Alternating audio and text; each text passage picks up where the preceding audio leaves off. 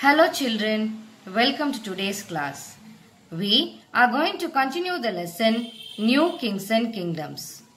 In our previous video, we have seen about the kingdoms that rule the north and eastern parts of India. Also, we saw about the foreign invasions.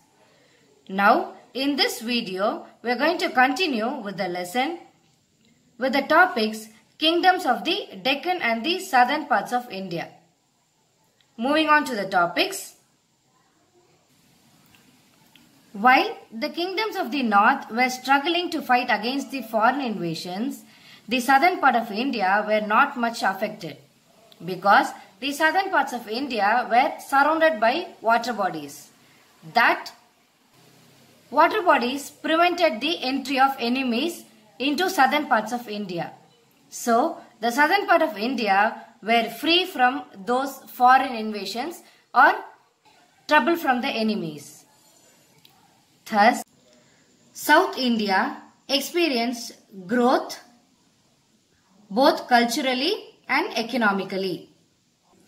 When it means economical growth, the king's Khajana was always filled with surplus amount of money and the king was able to fulfill the needs of his people. Also, it means that people properly paid their taxes. So, without any delay or problem, people were regularly paying the taxes to the king. When it comes for a cultural growth, the common people were able to discover various forms of music, dance, literature, etc. from various regions or kingdoms. Thus, this cultural growth paved the way for the people to understand various culture and tradition of different regions or kingdoms. The sources to study about these South Indian and Deccan kingdoms were especially the literary sources and the inscriptions. That is, all the book informations and carved informations on the temple walls or pillars. These informations served as the sources to know and understand about the kingdoms of South India and Deccan region.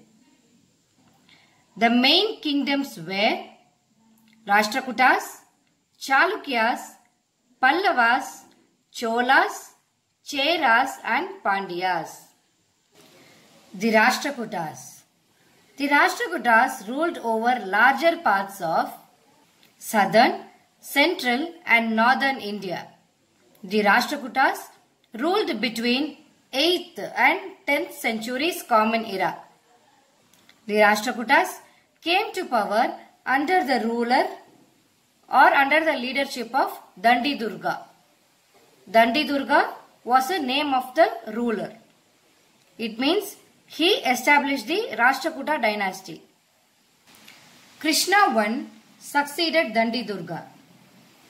The Kailasanatha temple at Ellora was built during his rule, and this temple is believed to be the most elaborate rock-cut temple or most elaborate rock-cut monument in the entire world.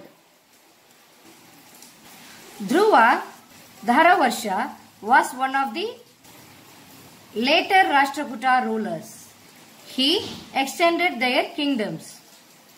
One more famous ruler of the Rashtrakutas was Amogavarsha I. Now, understanding the administration of the Rashtrakutas. Do you all remember the administration of Ashoka the Great?